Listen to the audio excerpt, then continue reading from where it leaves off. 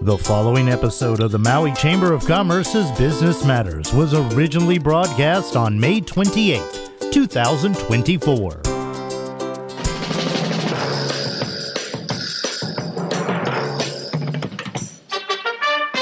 It's time now for Business Matters, brought to you by the Maui Chamber of Commerce.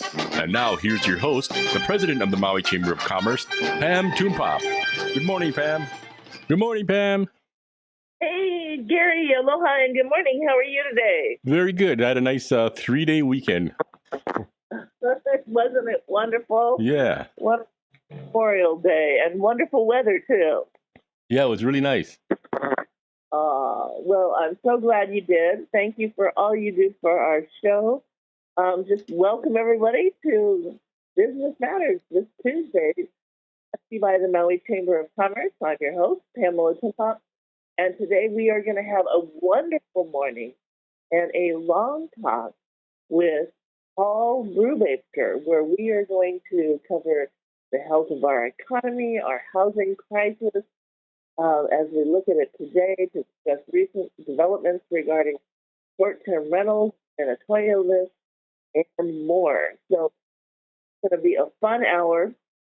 I want to tell you a little bit about Paul Brewbaker. Not familiar. I don't know how people cannot know Paul Brewbaker, because he's been a top economist in our state for decades. But let me tell you a little bit about him. He's also a frequent guest to this show. Paul is the principal of TZ. It's a Hawaii economics consultancy firm.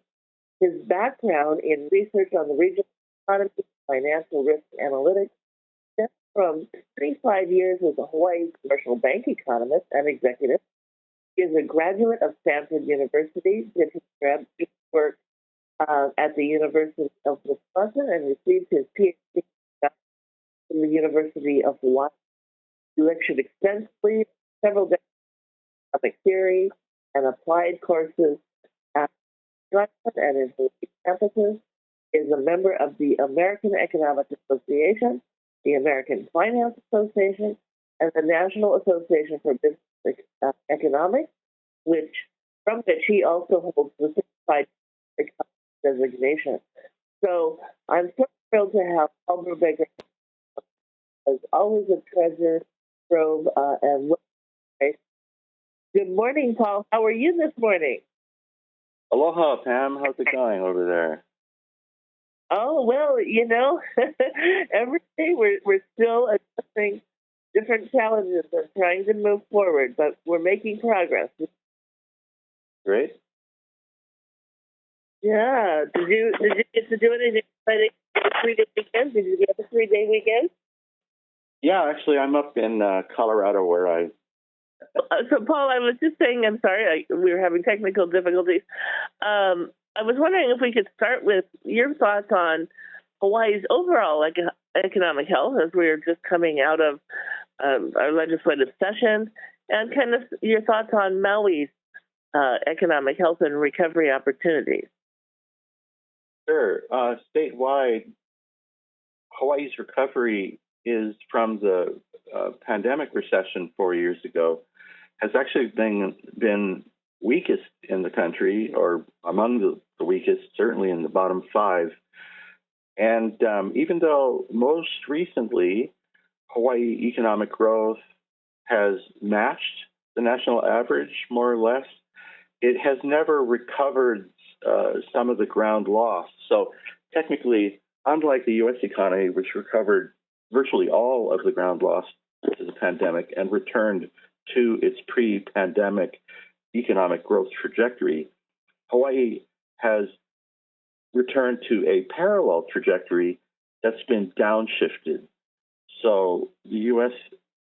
expresses itself as a more resilient economy in this technical sense than does Hawaii's, and we have to be concerned about that going forward.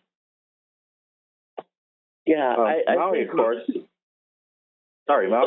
has been working against the loss of tourism and the more local economic impacts of the destruction associated with the wildfires last August. And so in addition to the failure fully to mount recovery in the terms I described earlier, returning to the pre-pandemic growth trajectory, Maui has been burdened additionally by the sheer magnitude of the economic costs associated with the wildfires. Yeah, absolutely. And it's something we keep feeling and explaining to people that, we're down and we've been down after COVID. And others are saying, well, but we're recovering. And we're saying, yeah, we just haven't seen that fully recover. But we had seen it, it had gotten much better after COVID. We were seeing it definitely pick up. And then, of course, now with the wildfires, we're just seeing devastation, a great loss of businesses and people, unfortunately, directly and also indirectly impacted. It's been a really challenging time for us. With this qualification, and I really appreciate you sharing how Hawaii compares to the nation. On a state level, we hear a lot of that is that we haven't fully recovered in terms of the visitor industry with the loss of a lot of our Japanese visitors.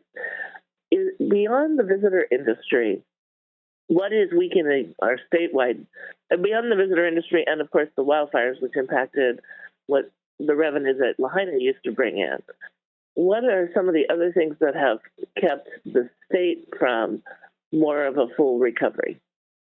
It's a combination of the short-term factors associated with an unexpected shock. The wildfire is not exactly some kind of thing you can predict is going to be a challenge.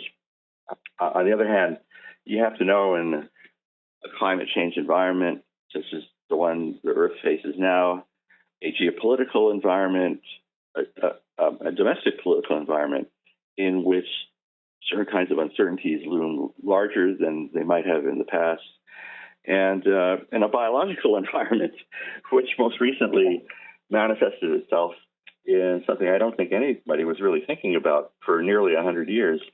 Those kinds of risks have to be taken into account when one's forming expectations about economic growth or, what the definition of economic or,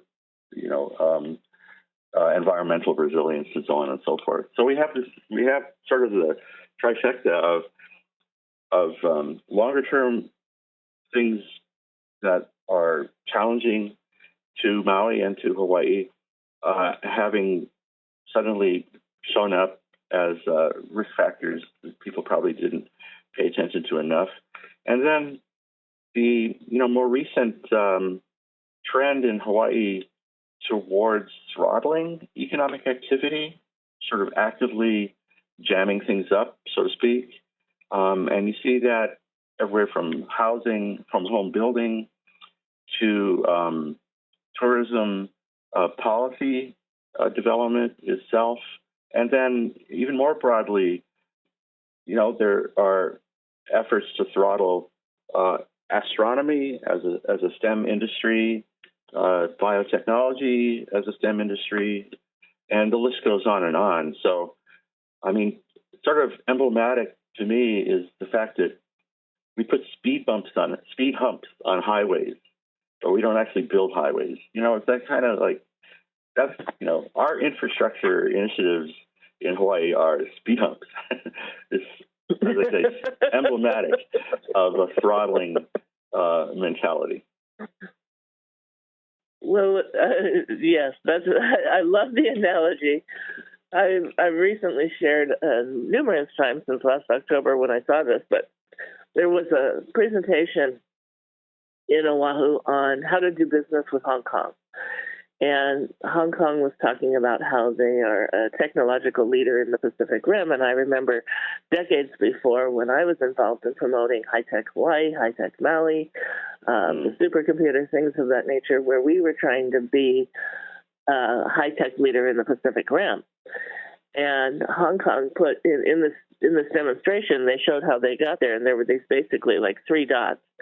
And it was political will, a business-friendly environment, and continued investment. And it was, very clear to me, those things that I've been grumbling about for quite some time, that kept us from getting to where we were trying to achieve more stature in the region. Let's be clear where Hawaii is these days, or where Maui is these days. We don't build telescopes in Hawaii. We dismantle telescopes in Hawaii. That's a fact, Jack. And I have data from Hawaii after Hurricane Iniki, where at a time when, people didn't have water and power, but Mayor Joanne Yukimura set up an Office of Emergency Permitting, and within 4 months of Hurricane Iniki, Kauai County had issued 2/3 of all the residential reconstruction building permits that were subsequently issued over the entirety of about a 2.5 or 3 year period. 2/3 of them were issued in the first 4 months after the hurricane. And if you look at Maui home building data now, there's nothing. Nobody's building anything. And we all know 2,000 homes have to be rebuilt. And we all know they're not all going to be rebuilt in Lahaina.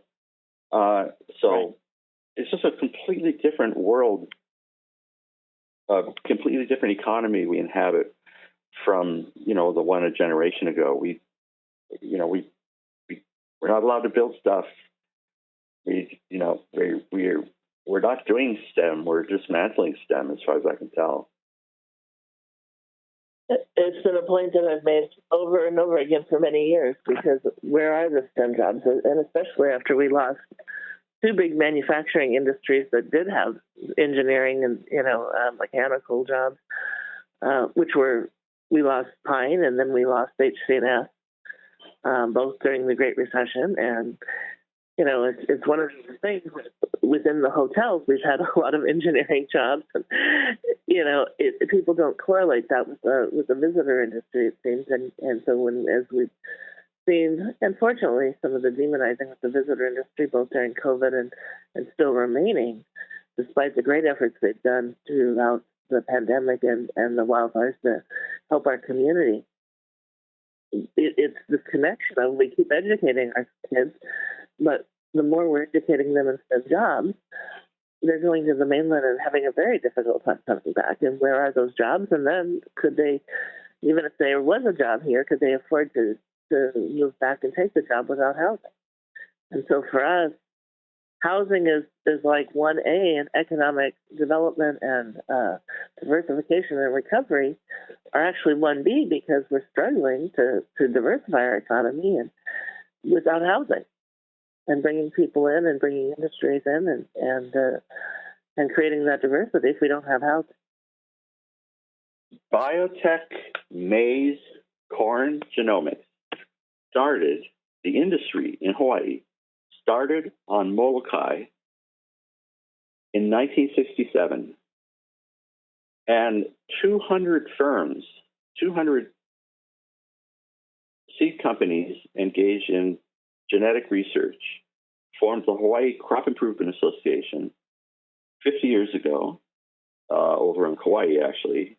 But the industry started on Molokai, took root in Maui County, on Maui itself, and 10 years ago was a $250 million agricultural industry, 1/4 of all agricultural activity in Hawaii, and larger than the pineapple industry had ever been.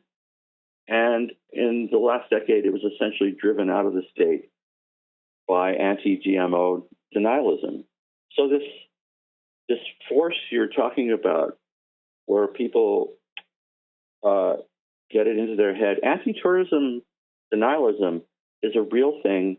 It's really working. There's no reason why hotel occupancy in, let's say, Wailea during the first half of this year should be down 18 percentage points from 2019, from the pre-pandemic benchmark. But the word's gotten out. do not come to Maui. Isn't that what Aquaman said? The social media messaging and, as they say, anti-tourism denialism has, dominated over whatever the traditional tourism messaging from the tourism authority and whatnot, which in addition has turned into kind of this, morality police force, right? We only want tourists that fit this profile. And when you travel here on the mainland now, you hear this everywhere, that people in Hawaii don't want you coming to Hawaii. I've heard that. This year, I've been back on the meeting, going to the meetings instead of going to them virtually. And so I've been to the East Coast, the Southwest, Chicago, here in Denver, not so much on the West Coast, but everywhere I go, when people find out, oh, you're from Hawaii, oh, so you guys don't want people coming to Hawaii anymore, do you? That word is out there. It's really remarkable. Unsolicited comments of that sort, where people, like as soon as you say Hawaii, the first thing they think of is anti-tourism denialism. That's remarkable. Yeah. That speaks to the force of social media in our culture. And I hate to say it, and we're all sort of re-examining the role of the tourism authority in a world where we are trying to engage more credibly in destination management to complement, the traditional destination marketing. But it's a thing. It's a real thing. The word is out, and it's showing up in the local economy. I mean, residents have been leaving Hawaii for 7 straight years, pre-pandemic and post-pandemic.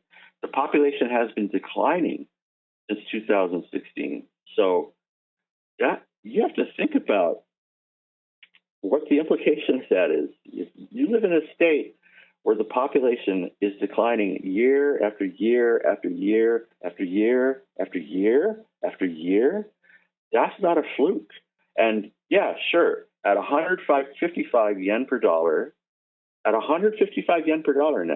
that Hawaii is 50% more expensive to a Japanese traveler than it was 5 years ago at 100 yen to the dollar, right? 105, whatever. I'm just saying, some things you can't control. Global monetary policy making, global inflation trends, global interest rate trends, global exchange rate changes, such as what we're facing now with Japan, which has a weaker currency relative to the dollar than has been true since the mid-1980s. Those things are out of our control. But the things that are in control are in our control in Hawaii. We're basically in self-destruction mode.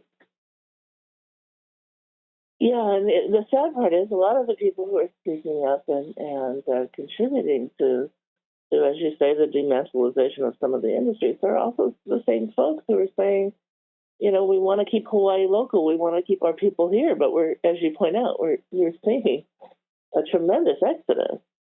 And since the wildfires, it's getting worse exponentially.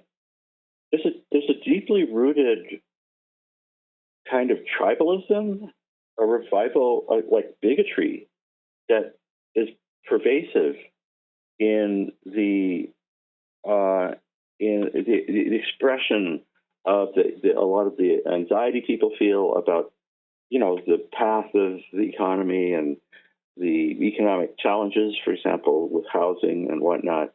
But if you listen, people who say that, for example, vacation rentals or short-term rentals, right? They say, oh, it changes the character of my neighborhood. And I'm like, isn't that a mid-20th century white trope? Right? Isn't that what white people said about black people moving into their neighborhoods in the mid-20th century? They're like, those are the actual words.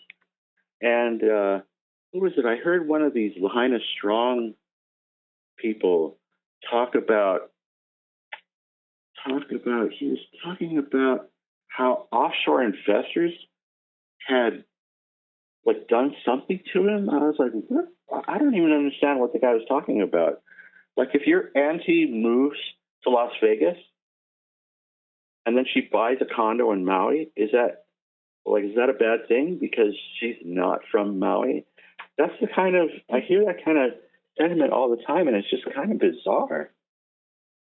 And as I say, it reflects, to me, what I hear sometimes explicitly is a real echo and even more explicit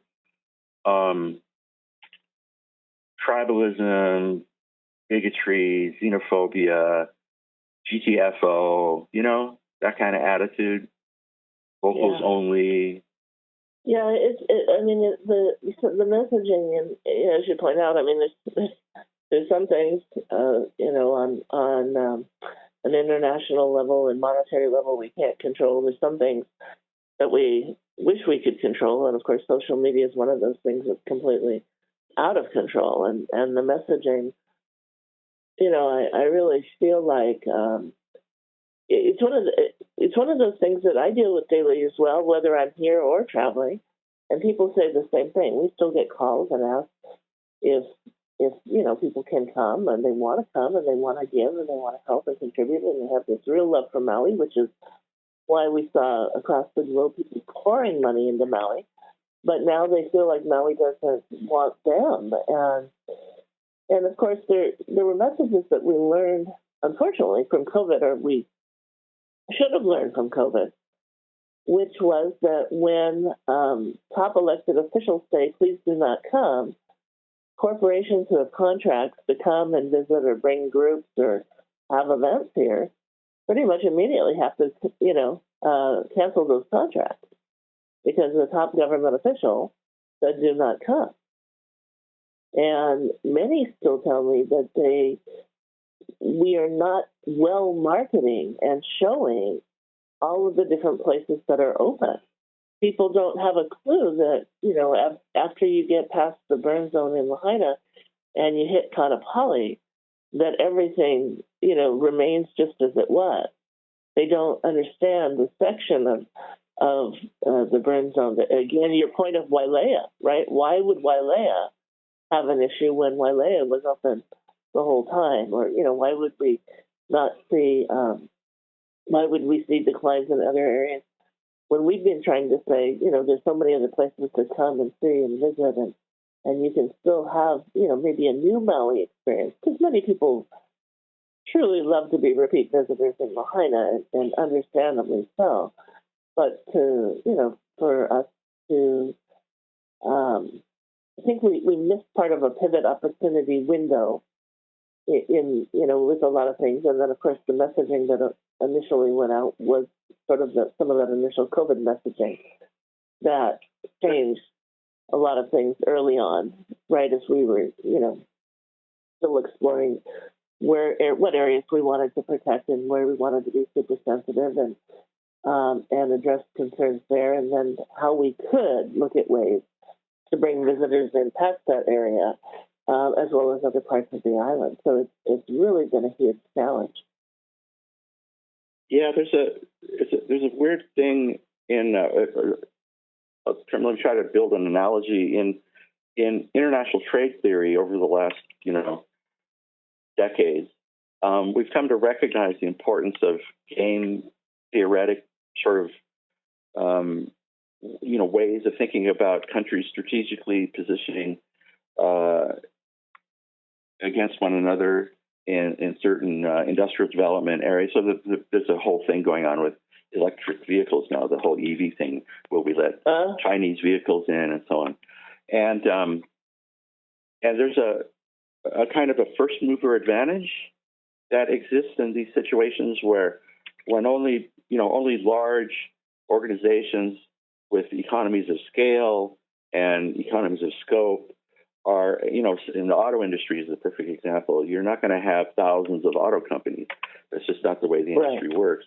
Well, this law of this first mover advantage seems also to have an analogous role in the messaging space because of social media and then the rapid spread of potential potentially rapid spread of disinformation and misinformation.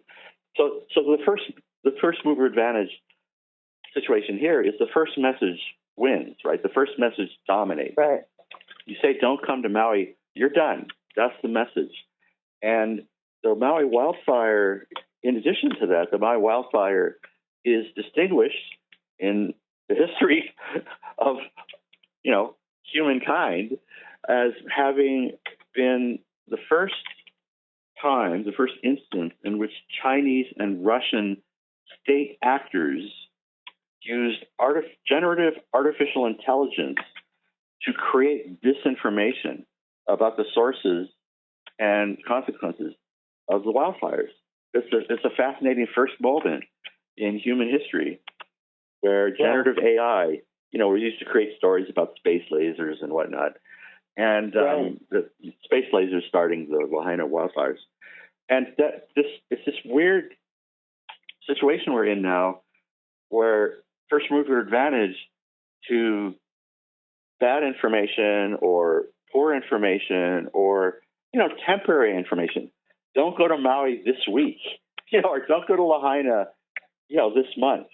I mean, but the message, do not go to Maui, is persistent, pervasive. And as you say, when it generates a shift in contractual commitments, then it has a long tail, even if the message successfully can be changed. And my impression is that the message has not successfully been changed almost a year later. But, be that as it may or may not be, I'm talking about things I don't know that much about. The information space is completely different from the one only 10 or 20 years ago. I can tell you, factually, that it's just a fact that we don't build as many houses in Maui as used to be the case. I mean, Maui used to build 3,000 housing units a year 50 years ago. That was nothing. 50 years ago, today, Maui builds in a good year. I mean, if you average the last 10 years, let's do the average for the last 10 years. It's something like 700 or 800 units a year. So it's significantly lower than it used to be 50 years ago. And you have to sort of wonder about, why that's true. It's not all population based because we know there's a shortfall of housing. So even if the population weren't changing, you'd be needing to build houses just to catch up with the people who've been constrained from either being able to acquire their own house, so they're still living with their parents, for example, or to acquire a house that suits their needs, which have changed because they have a larger family or they've gotten divorced and now you need two houses. There are two households where there used to be one, or because of social change, because women are able to live independently and have careers in a way that wasn't true 50 years ago when we were building, 4 times as much housing as we do nowadays, or where there are way more seniors who are able and willing to live independently and living longer and healthier lives. Right. And therefore, you need more housing, not just because the population is growing. In the early statehood era, that's why we built housing. But today, notwithstanding the fact that the population growth in Maui has slowed to probably close to zero, you still need more housing because of the change in the nature of households themselves. The households have been constrained from getting the houses they could have had 10 or 20 or 30. I mean, an entire generation of Maui residents has been screwed by county housing policies and by state land use policies. What kind of a world is that? Yeah, it's really been devastating, to be honest with you. And of course, as you know, we've done multiple summits. And you've done multiple summits. One of the things, we've got this big mayor and governor have come together to create the Maui Economic Recovery Commission. Is that something that they've engaged you in at all as we start moving forward with that plan? Is that something that has anybody reached out to you on that? Nobody's reached out to me, but after what I said today, I doubt anybody ever will. I'm thinking, the challenge. Yeah, I mean, it's a challenge. I think back just even to when we were looking at the Hawaii 2050, sustainability task force. Some of the things, and you're bringing up things that are so important. I mean, to think about. Certainly, I have given zero thought or had zero awareness that our disaster was being used by Russia and China to continue attack. And you're talking about things as we look into the future, looking at these different theories. And one of the things I've said and benefited from when we did the Hawaii 2050 Sustainability Task Force was that we brought in futurist Jim Dater. And you and I have talked about Jim before. I know you all have always said there's times where you thought he was way, way out there, and then you look back and go, wow, doggone it. I know. Jim Dater totally called me out. A few years ago, I got together with him on a panel discussion, and he was talking about a completely different urban form of habitation. And I thought, this is the most bizarre thing I've heard. And now I'm looking at post-pandemic data where people work remotely, like 25% of Hawaii's workforce works remotely. So they don't have to live in the urban core. And I'm like, oh, yeah, Jim Dater was totally right. So, Yeah, I mean, again, as we go through all of this, and not just for Maui's future, but for Hawaii's future, given the things that you said at the top of the show, which is really, we are falling further and further behind, and we're doing a lot of things to educate our children on STEM jobs, but where are those jobs? And I've said that for the last 10 years. We all want STEM, no question. We love what STEM can bring. And we love the kids who are competing in the STEM areas, and our robotics team that win amazing awards. But where are the jobs to bring them back?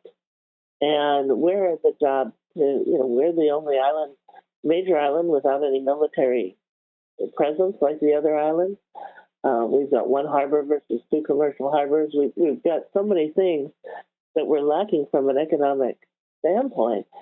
And high tech, we just haven't seen the continued investment despite the crown jewel supercomputer that used to have commercial applications and apparently doesn't have commercial application use anymore.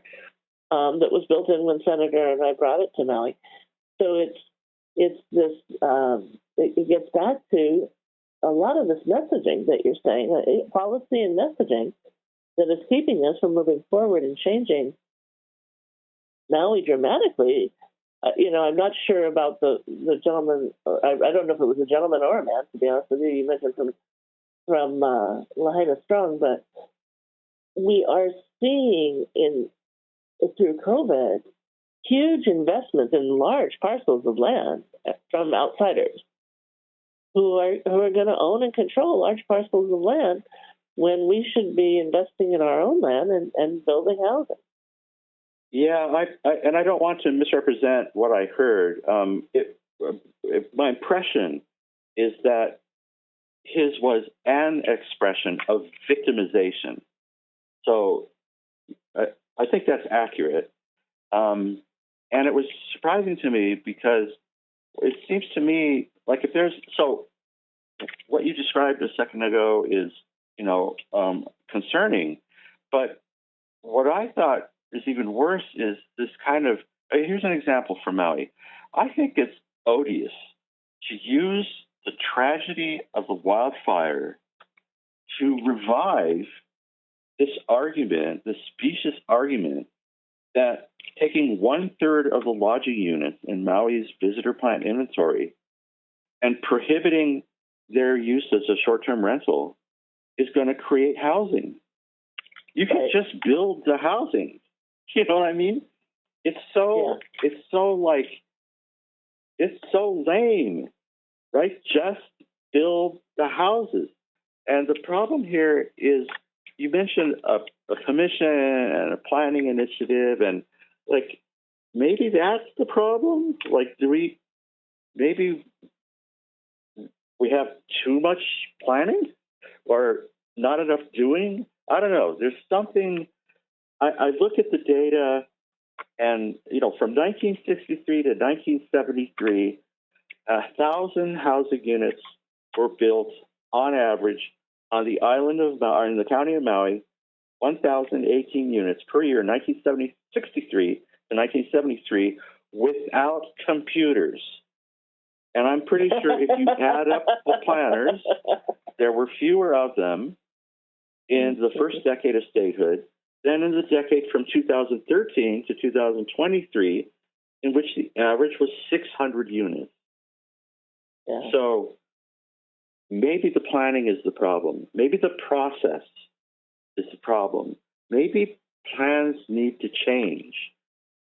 There's 5,000 people in Maui County who were employed a year ago and aren't today.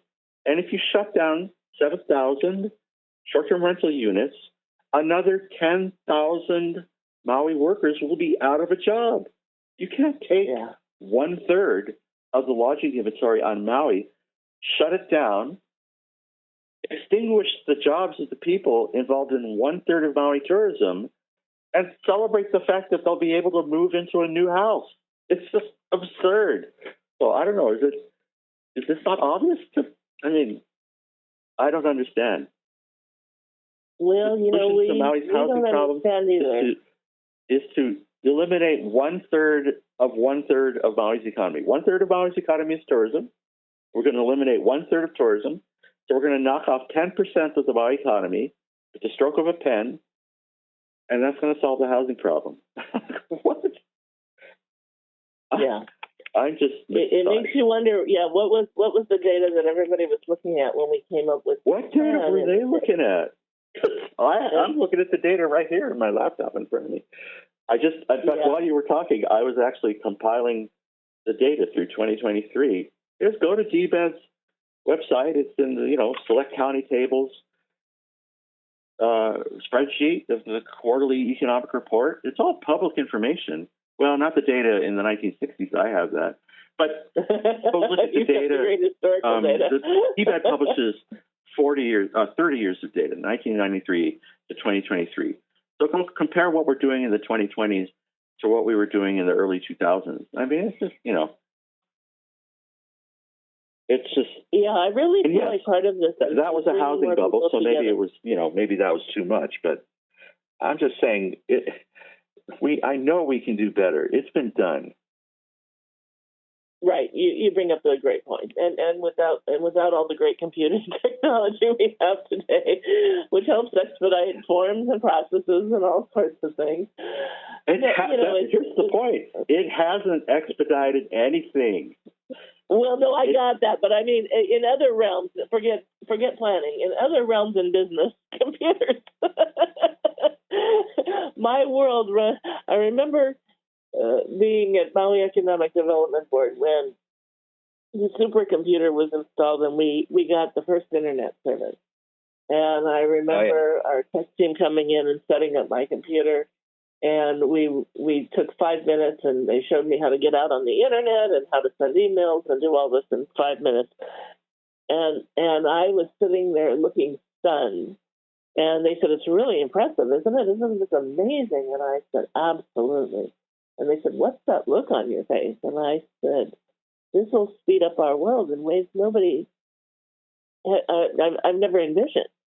This is going to speed up our world in so many very different ways." And even this morning was a couple of interesting hiccups on trying to get some people moving forward in their SBA portal. Things are moving fast and furiously. So fast and furiously. With across the nation as we're trying to get some work done and get some of these loans moving through, that within 5 minutes I just emailed 20 people. And that wasn't group email.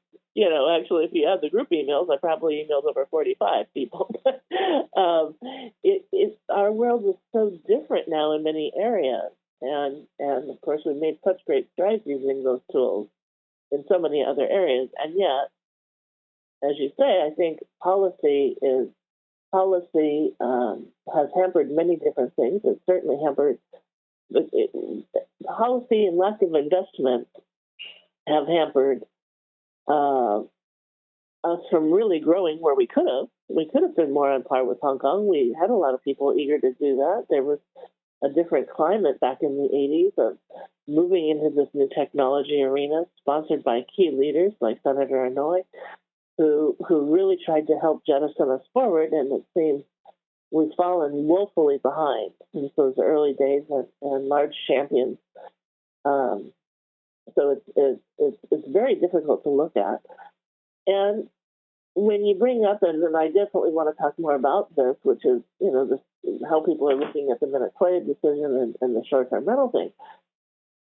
What I think also, this has come up, I think, in the 18 years I've been with the Chamber now.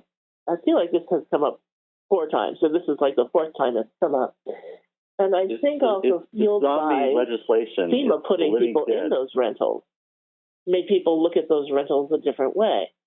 But even FEMA has acknowledged that they didn't really understand how exactly well tied or critically tied Maui was to the visitor industry and the impact of that. And again, we've put people in rentals that they'll never be able to afford without the FEMA money. So it's a short-term gap, which we knew, and of course now we're trying to get to temporary housing, which we could have built for the cost that they're spending on these FEMA rentals. In many cases, we had solutions. Local developers had solutions, many of which were put forward and known by the administration as well as FEMA. And we didn't go with a lot of those local solutions. And now we're looking at where we're at with, here we are. We still need to now put in temporary housing solutions to get people out of the units that are currently rented by FEMA and get people into other housing units when that ends.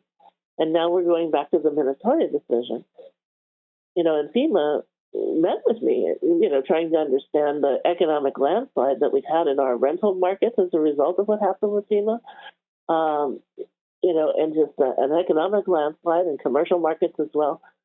So here we are, and now, as you said, you're wondering what people are looking at.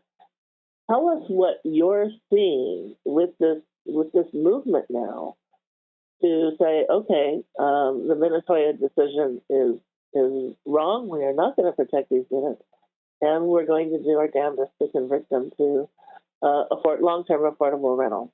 Tell us what you're seeing from the economic impact side on the work you've been doing. It's way simpler, I think, than everything you've described. Although it's also worse. So, for example, you started out talking about the supercomputer and what that moment meant for Maui 30 years ago, when we all started building, websites. And look, we all walk around with a supercomputer called a smartphone in our pocket or, purse or wallet or whatever. Everybody, the potential, the productivity that's been unleashed, the potential that's been unleashed by computing technology and its ubiquity hasn't nearly been fully realized. So we're actually swimming against that current. That current alone should have been raising living standards. And in fact, if you look at per capita income and per capita GDP in Hawaii broadly, I haven't looked at Maui lately. It used to be 50 years ago, Hawaii's per capita incomes were 30 to 40% higher than the national average, and today they're 10 to 15% lower. So we've been moving in the wrong direction, sort of broadly speaking. And to me, it's pretty much a self-own. You talked about, for example, the temporary housing initiatives. Look, a permanent house, it's been 9 months since the wildfire. Anybody who started building a house in September, an actual house or an actual multifamily structure would have been finished by now. Right. And if it's not that there isn't enough room in Maui, and then people say, there's not enough infrastructure. So what's the plan? Is the plan to build the infrastructure or not? It's really kind of simple. It doesn't take 9 months. to actually assemble a house. You can buy a kit from H&M Building Supply. You know what I mean? So yeah, exactly. We not presented that those hard. models. And you mentioned that, people not understanding the importance of tourism. Here's the thing.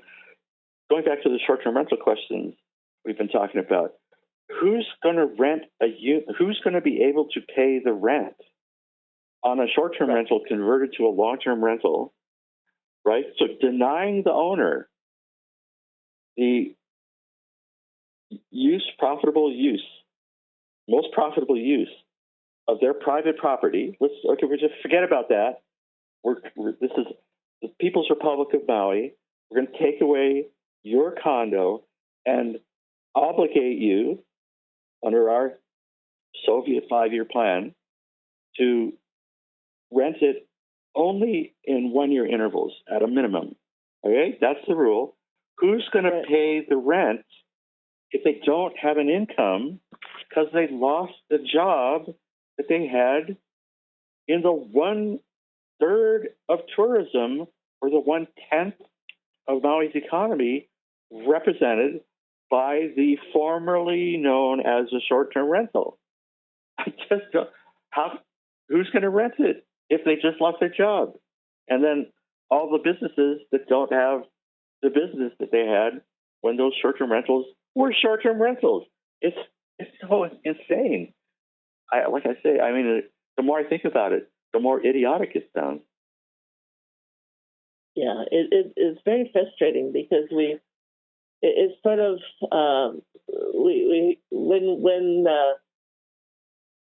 when people was trying to put people in these short-term rentals at first, right? You heard the governor, the mayor was going to come out with a hammer, and the governor was going to come out with a stick, or vice versa. I can't remember who had what, but at the time it was like we're demonizing this industry, and this industry is getting further demonized by an association with feeling like a lot of these units were meant to be apartments, but a lot of these units, if you look at the units, don't look anything like apartments. Back then the terminology was different. We're trying to go back and show people what some of these units were meant to be. Look at what the plans were. Look at what was proposed when they proposed these units. It was a different model of the visitor industry. But Paul, unfortunately, we're going to have to go there. But I'd love to have you on again soon. You're a great wealth of information, and I want to thank you for being on the show today. It's always my pleasure, Pam. I wish I had better news for you, and I'm still optimistic. I'm impressed with a lot of the young people. There's this fellow, Sterling Higa. He's a housing advocate, young guy, Maui boy, and making a lot of headway. I think he's being kind of juked by the governor and the mayor, who claim to be trying to solve a housing problem and are actually trying to suppress tourism. Well, thank you for that. I'm going to look into Sterling Higa and give him a call and see if we can get him on the show, too. I appreciate it. And for all who are listening in, thank you for joining us. That always goes quickly, and Paul is always a treasure trove of information. So we appreciate you joining us today. Please join us again next Tuesday for our Business Matters. And in the meantime, blessings and best wishes for a wonderful Maui week. Ahui ho.